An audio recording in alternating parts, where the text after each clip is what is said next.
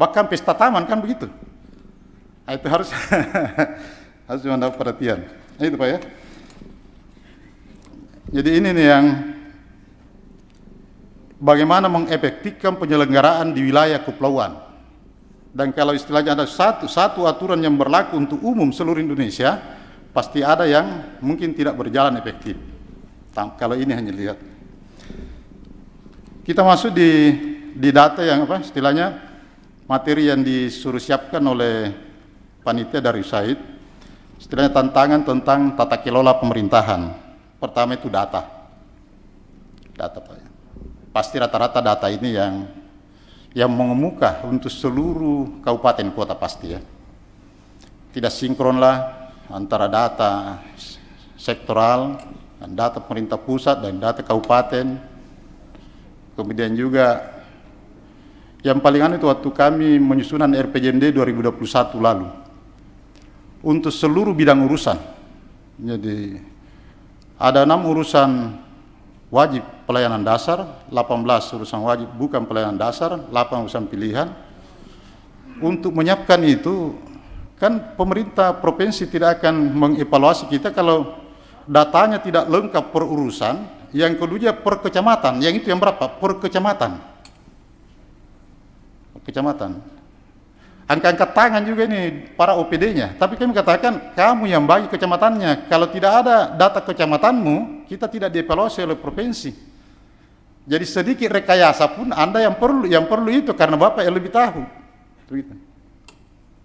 Itu data yang kita hadapi selama ini.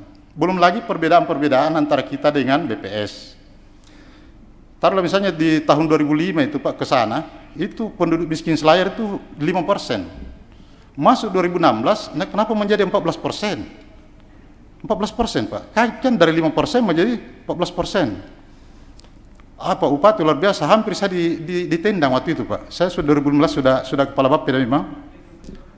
Dan kenapa begini Selayar ini?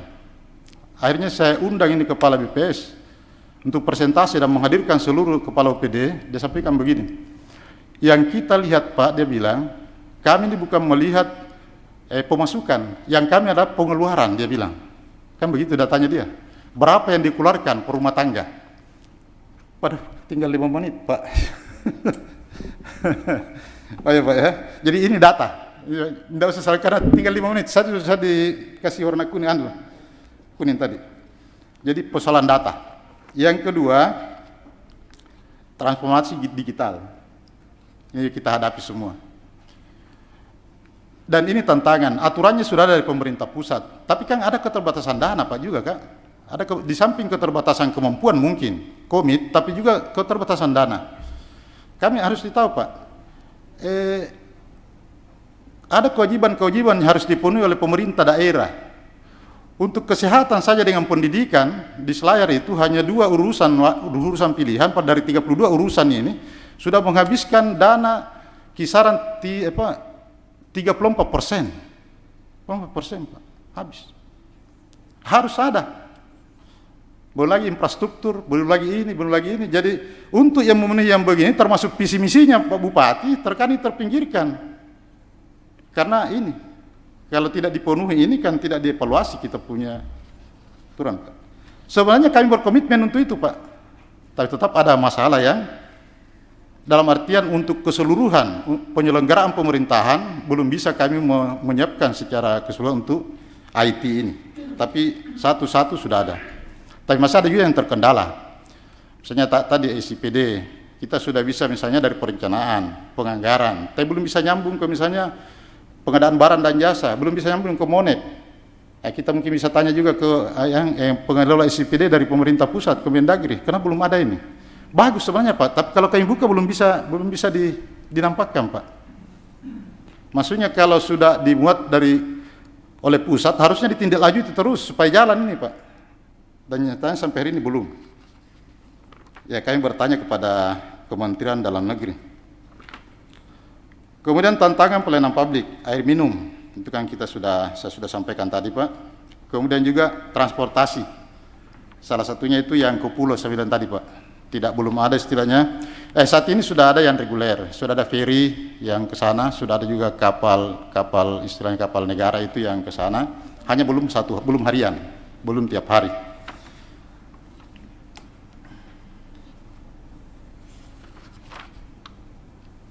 Kemudian tantangan untuk pelayanan multisektor, pengentasan kemiskinan. Ini Pak ya, pengentasan kemiskinan. Ya datanya istilahnya BPS masih ada 12,45%. Hanya sebenarnya by name by address kami itu yang dinas sosial itu tinggal 9%. Biar dicari juga tinggal sebegitu. Tapi yang diakui kan BPS punya. Tapi ditanya BPS dia tidak punya by name by address kan begitu. Tapi itu yang diakui.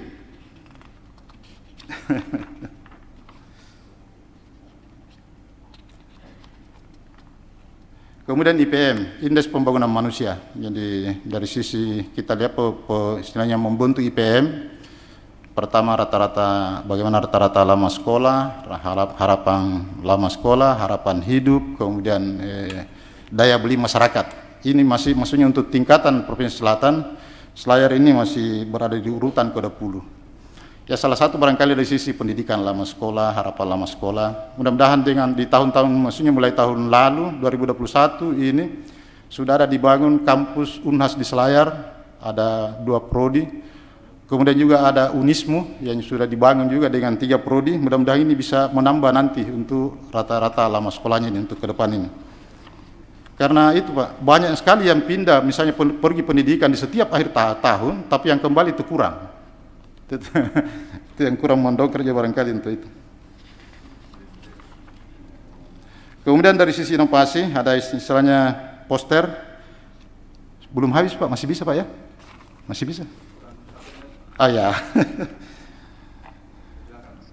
Inovasi istilahnya di Selayar itu Pak, dari sisi istilahnya pengelolaan ternak.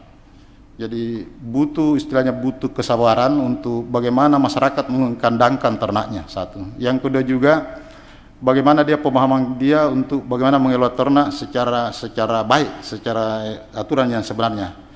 Itu disinilah datang istilahnya pos tanah doang, istilahnya memfungsikan dirinya istilahnya seperti orang, maksudnya melayani manusia. Kalau manusia ada istilahnya untuk misalnya kalau kesehatan, ada mulai dari puskesmas pembantu, ada puskesmasnya, ada rumah sakit. Nah ini tidak, ini mulai kita adakan puskesmas, maksudnya ada puskes di tingkat kecamatan, itu yang diadakan. Nah, kemudian juga tentu dengan IT-nya, ada kemampuan melapor, jadi menggerakkan bersama antara istilahnya penyuluh lapangan, kemudian kepala desa, kemudian tokoh masyarakat, kemudian para peternak itu sendiri. Yang kedua adalah terkait dengan pengelolaan kelapa terpadu. Selama ini adalah yang dijual adalah banyak gelondongan atau juga satu kali saja, misalnya kopranya dijual. Saat ini ya adalah secara berkelompok bagaimana dilatih untuk banyak istilahnya produksi turunan dari kelapa yang diharapkan. Dan mudah-mudahan ini bisa berkembang lebih jauh dan bisa lebih meningkatkan kesejahteraan masyarakat. Jadi demikian Pak. Soalnya kami ingin berbicara banyak-banyak, tapi waktu juga yang membatasi kita. Mudah-mudahan di diskusi masih bisa berkembang. Lebih dan kurangnya mohon dimaafkan. Assalamualaikum warahmatullahi wabarakatuh. Waalaikumsalam. Terima kasih banyak Bapak Kepala Bapeda ya dari Kepulauan Selayar. Berikutnya ke Luwu Utara. Kami persilakan dari Luwu Utara untuk mempresentasikan 15 menit Pak. Waktunya, terima kasih.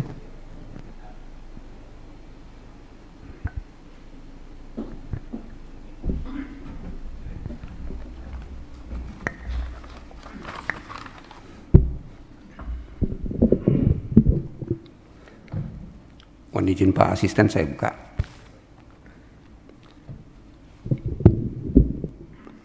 Assalamualaikum warahmatullahi wabarakatuh. Selamat pagi, salam bahagia buat kita semua. Yang saya hormati Bapak Asisten Administrasi Sekretariat Daerah Provinsi Sulawesi Selatan, pribadi Bapak Detrandes Haji Tau Toto Tanarandina Sarongalo MSI, Sekretaris Badan Bapeda Provinsi, Tim Executing Against USAID Erat, Bapak Ibu para inspektorat atau inspektur, kepala BPKD, kepala Bapelitbangda yang sempat hadir pada pagi hari ini atau yang mewakili. Kami dari Luwu Utara akan menyampaikan beberapa hal terkait dengan tantangan tata kelola pemerintahan, pelayanan publik, dan inovasi daerah. Bapak Ibu sekalian, Luwu Utara dengan visi maju mandiri dan harmonis, dengan membawa 5 bisa, itu telah tertuang di dalam RPJMD 2021-2026. Di slide pertama, terkait dengan tantangan tata kelola pemerintahan daerah yang menjadi kendala, bahwa yang menjadi prioritas kita bahwa tantangan yang utama adalah perlu perbaikan tata kelola data. Nah, kita sudah tahu betul bahwa kita sudah punya program yang namanya Satu Data. Mudah-mudahan ini bisa kita pedomani bersama di dalam penyusunan database yang ada baik dari jenjang pusat sampai kepada daerah. Karena itu akan berpengaruh kepada bagaimana upaya-upaya kita dalam rangka pencapaian intervensi, perbaikan pengelolaan, dan sebagainya, terutama pada angka kemiskinan, Bapak Ibu sekalian. Nah, angka kemiskinan dan intervensi kemiskinan kita di dalam SDGs terkait dengan angka kemiskinan yang dilaksanakan oleh Susenas BPS itu berdasarkan sampel, sedangkan data untuk intervensi menggunakan DTKS itu berdasarkan by name by address yang berasal dari kepala desa dengan indikator yang berbeda. Ini yang menjadi persoalan kita karena angka kemiskinan Kabupaten Luwu Utara selalu cenderung naik dari tahun 2020 ke 2021, itu ada bertambah 0,08%. Walaupun kita lihat bahwa baik dari data PDRB Kabupaten Luwu Utara, pertumbuhan ekonomi maupun PDRB per kapita itu selalu mengalami perbaikan. Kita bisa lihat bahwa PDRB atas dasar harga berlaku tahun 2021 itu 14,4 triliun dan 2020 hanya 8,4 triliun. Dengan kontribusi sektor utama adalah sektor pertanian di 49,02%, pada tahun 2020 hanya 47,02. Nah, Luwu Utara ini Bapak Ibu sekalian, kita paham bersama bahwa kalau kabupaten lain hanya merasakan pandemi COVID-19, tetapi Luwu Utara itu bencana yang paling dahsyat itu adalah banjir bandang yang kami rasakan di saat dilakukan pendataan oleh BPS beberapa waktu yang lalu. Sehingga angka-angka termasuk angka kemiskinan itu ada pertambahan yang terjadi. Namun di satu sisi bahwa pertumbuhan ekonomi kita meningkat. Tahun 2020 minus 0,59 dan di tahun 2021 tumbuh 4,49 atau dia bertambah 3,9%. Karena kita start di minus 0,59%. Kemudian seperti apa perbaikan yang kami harapkan terkait dengan data ini, bahwa perbaikan data ini memang perlu kita harus satu data. Peluang dan sumber daya yang bisa dimanfaatkan, adanya pembinaan pemerintahan pusat, kemudian dengan adanya regulasi buklet satu data, kemudian peningkatan kapasitas SDM daerah dalam tata kelola pemerintahan yang perlu kita sinkronkan. Kemudian yang kedua, transformasi, slide berikutnya, transformasi digital SPBE. Perlu juga kami sampaikan bahwa Kabupaten Luwu Utara ini adalah salah satu kabupaten yang tertinggi nilai SPBE-nya di Sulawesi Selatan. Nilai SPBE kita kemarin, Bapak Ibu sekalian,